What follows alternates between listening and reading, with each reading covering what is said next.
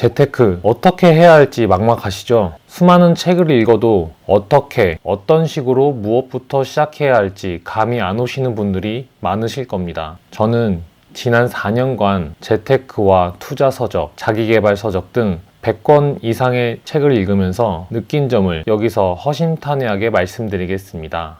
처음에 막막했던 재테크에 대한 감정이 어떻게 선명해졌고 100권의 책 중에서 한 권의 책만 남긴다면 어떤 책을 선택할지 분명히 알려드리겠습니다. 이야기를 시작하기에 앞서 말씀드리겠습니다. 이 영상은 책 추천을 빌린 저의 사회생활 10년차 직장인 재테크의 좌충우돌 고백담입니다. 비슷한 경험을 하신 분들, 특히 안정적인 현금 흐름이 있으신 직장인들에게 가장 와닿을 내용입니다. 사업을 하시는 분들이나 이미 물려받은 자산이 많으신 분들에게 참고 정도로 들으셔도 충분합니다. 다만 가치 저장이라는 개념을 이해하신다면 이 방법이 누구에게나 굉장히 매력적으로 다가갈 것입니다. 이 영상을 끝까지 보시면 제가 100권 이상의 책을 읽고 왜 이 책을 베스트로 꼽았는지, 어떤 식으로 재테크 전략을 세워야 하는지, 직장인에게 가장 적합한 이기는 전략이 무엇인지 확실히 알게 되실 겁니다. 끝까지 시청해주세요. 저는 한 권만 남긴다면 바로 이 책, 달러는 왜 비트코인을 싫어하는가를 선택하겠습니다.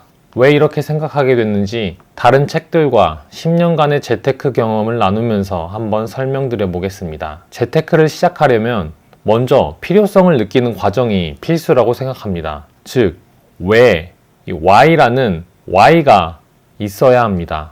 이 Y가 없으면 재테크를 하다가 몇십만 원, 몇백만 원 벌거나 이럴 때마다 이게 맞나? 라는 의문이 들며 멈추게 됩니다. 저는 이 Y를 찾는데 무려 10년이라는 시간이 걸렸습니다. 사회생활을 시작하면서 재테크를 자연스럽게 접하게 되었습니다. 처음 6년은 사람들이 이거 좋다더라 하는 방식을 무작정 따라갔습니다. 대중을 따라간 셈입니다. 책도 조금씩 읽기 시작했습니다. 2016년부터 국내 주식과 부동산 소액 투자를 병행했습니다. 당시 시드가 얼마 없었기 때문에 이때만 해도 재테크를 왜 해야 하는지 제대로 느끼지 못했습니다. 그냥 월급만으로는 미래가 안 보이니까 뭔가 해야겠다는 막연한 마음으로 시작한 거였습니다. 국내 주식은 차트 투자의 필살기 같은 책을 읽고 분석에 뛰어들었습니다. 하지만 직장 다니며 차트 볼 시간이 없었고 손실이 나면 멘탈이 흔들렸습니다.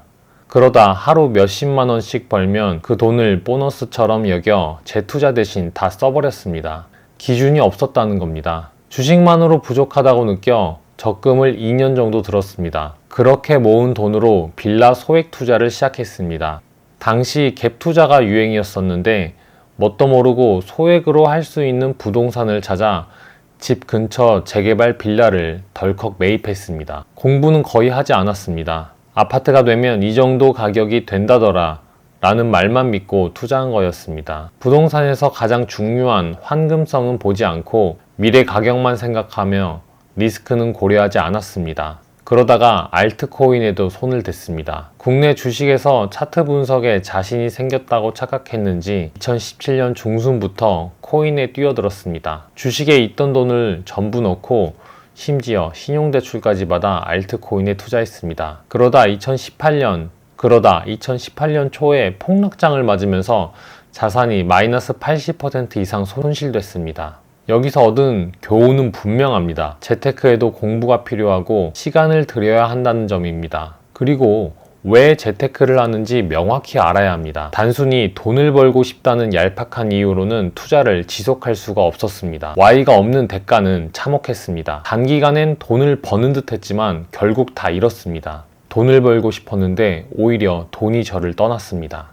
그러다 4년 전부터 책을 본격적으로 읽기 시작했습니다. 재테크와 자기계발 서적 100권 이상을 읽으면서 Y를 고민했습니다. 부동산 재테크 서적 스테디셀러인 월급쟁이 부자로 은퇴하라에서 너나이님은 이렇게 말합니다. 자본주의 사회에서 문제점만 비난하는 사람보다는 현실을 직시하고 배워가며 노력하고 문제를 해결하려는 사람에게 더 많은 기회가 생긴다. 이 문장을 보면서 저의 인식이 바뀌었습니다. 현실에서 제 힘으로 바꿀 수 있는 것과 바꿀 수 없는 것을 구분하고 불가능한 일에 에너지를 낭비하기보다 지금 제가 할 수 있는 것에 집중해야겠다고 생각했습니다. 또 재테크 서적 스테디셀러인 돈의 심리학에서 모건 하우절은 이런 말을 합니다. 원하는 것을 원할 때 원하는 사람과 오래 할 수 있는 능력은 가치를 매길 수 없을 만큼 귀한 것이다. 이는 돈이 주는 가장 큰 배당금이다. 또 부자 아빠 가난한 아빠에서 로버트 기요사키는 자산은 우리 지갑에 돈을 넣어주는 것이다 라고 했습니다. 이런 책들을 읽으면서 Y를 확립했습니다. 제가 돈을 버는 이유는 원하는 사람과 원하는 만큼 오래 시간을 보내기 위해서라고 생각했습니다. 자, 그러려면 자산을 취득해야 하고 자산은 제 지갑에 돈을 넣어주는 것이어야만 했습니다. 이렇게 생각이 정리가 됐습니다.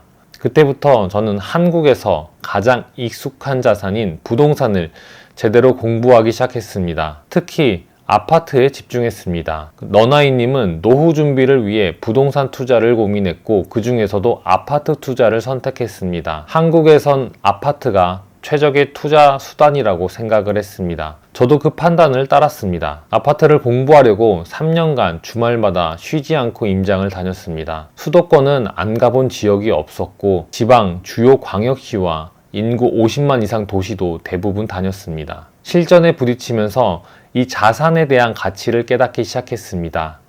아파트를 통해서 자산에 대한 가치를 깨닫기 시작했던 것이죠. 투자의 본질은 가치 대비 싸게 사는 것이고 싸게 샀다면 그 자산이 제 가치를 찾을 때까지 기다리는 게 필수라는 점도 배웠습니다. 이 3년간 아파트 투자를 공부하면서 마인드를 배웠습니다. 또한 내 집 마련도 했습니다. 안정감이 확실히 많이 느껴졌습니다. 투자 선배들이 내 집 마련부터 하라 라는 이유를 알겠더라고요. 미래 계산이 되기 시작했고요. 과거 6년간 헛물 켰던 것들을 정리하고 마인드가 정리되기 시작했습니다. 저는 자산을 아파트에 집중하기 시작했습니다. 생각이 선명해지고 목표가 명확해졌습니다. 순자산 70억이라는 구체적인 목표도 이때 세웠습니다. 투자 동료들과 신나게 임장을 다니면서 이 목표에 한 걸음 한 걸음씩 다가갔습니다.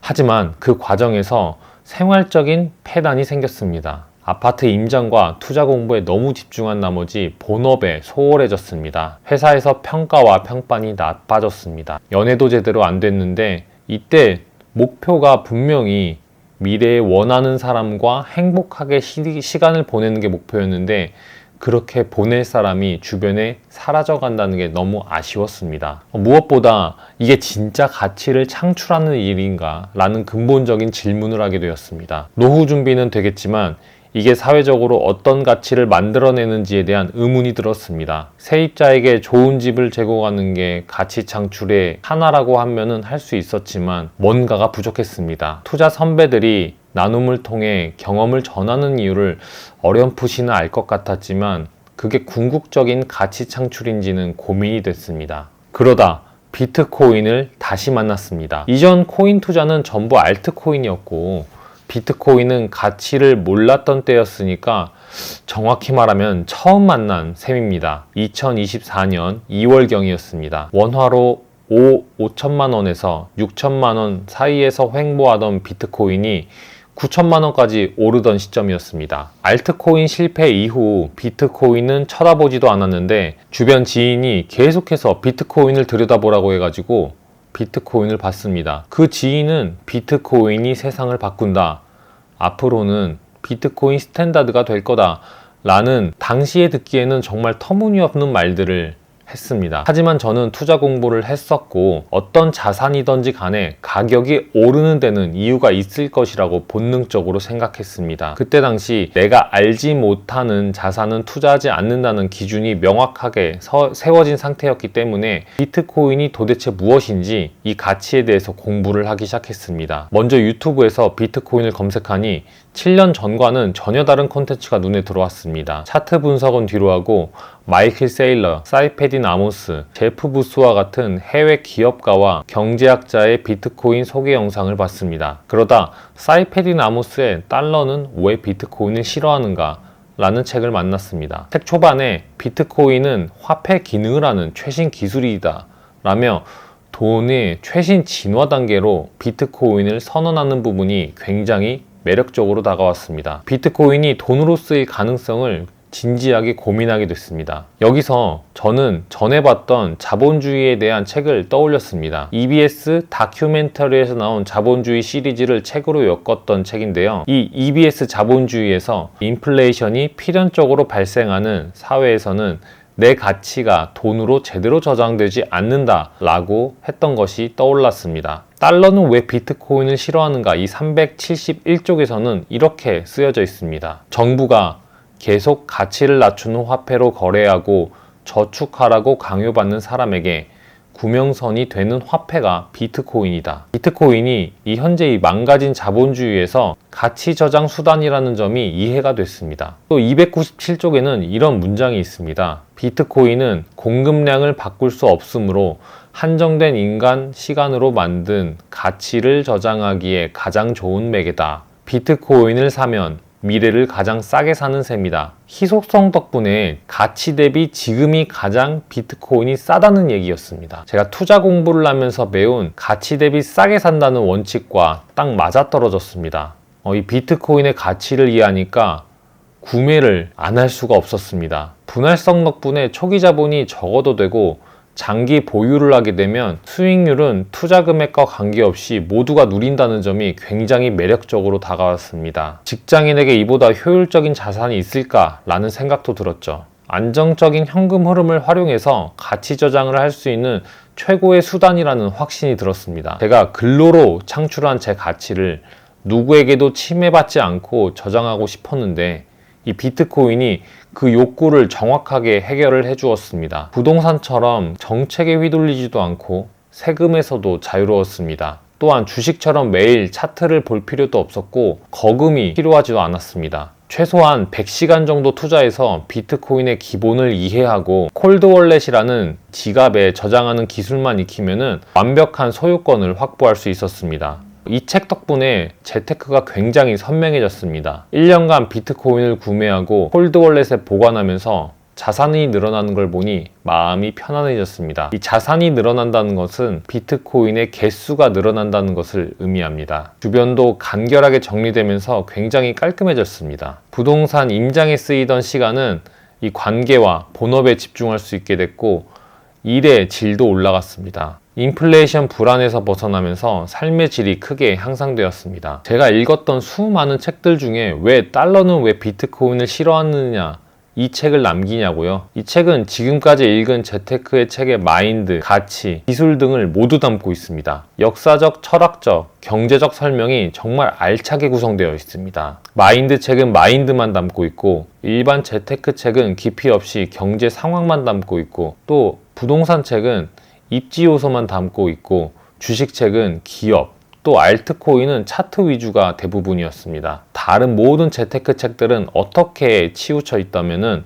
달러는 왜 비트코인을 싫어하는가? 이 책은 왜와 어떻게를 동시에 제시합니다. 망가진 자본주의에서 비트코인에 왜 가치를 저장해야 하는지 명확히 알려줍니다. 무엇보다 이 책은 시간과 자본을 투자하면서 본업과 삶에 놓쳤던 저에게 삶의 회복을 선사했습니다. 월급으로 미래를 싸게 사는 전략이 보였습니다. 비트코인 하나로 인생을 바꾸고 세대를 뛰어넘는 부의 이전도 가능하다고 확신했습니다. 4년간의 독서가 이 책에서 완성되었다고 볼 수 있었습니다. 제가 생각하기에 이 책은 직장인에게 정말 좋은 재테크 로드맵입니다. 돈 걱정을 줄이고 안정적인 뿌리를 내릴 수 있는 이런 책입니다. 이기는 전략은 굉장히 간단합니다. 안정적인 월급으로 비트코인을 꾸준히 사서 이 비트코인의 가치를 저장하고 장기 보유하는 겁니다. 이 책이 그 방향을 잡아줍니다. 제가 100권 이상의 재테크 서적을 읽고 내린 결론입니다. 재테크 어떻게 해야 할지 막막한 직장인에게 달러는 왜 비트코인을 싫어하는가 는 최고의 한 권입니다. 10년 투자와 100권 독서로 쌓인 내공이 달러는 왜 비트코인을 싫어하는가 라는 책에서 선명해졌습니다. Y를 깨닫게 하고 비트코인으로 이기는 전략을 제시했습니다. 여러분도 이 책을 읽어보고 비트코인 공부를 시작해보기를 권유합니다. 자, 먼저 비트코인 구매보다 공부가 먼저입니다. 진짜 장담합니다. 비트코인 하나면 충분합니다. 직장인에게 가장 좋은 재테크 원툴임에 틀림이 없습니다. 안정적인 월급으로 비트코인을 꾸준히 사서 장기 보유하기가 현재 자본주의에서 가장 좋은 이기는 전략입니다. 행동하지 않는 지식은 쓸모가 없습니다. 지금 이 영상을 여기까지 시청하셨다면 바로 달러는 왜 비트코인을 싫어하는가 책을 구매하시고 공부를 시작하시길 바랍니다. 이 책을 읽으면 비트코인을 구매하지 않고는 못 참을 겁니다. 다음 영상에서는 직장인이 비트코인으로 자산을 늘리는 실전 방법을 조금 더 깊이 다뤄보겠습니다. 절대 놓치지 말고 기대해 주세요. 감사합니다.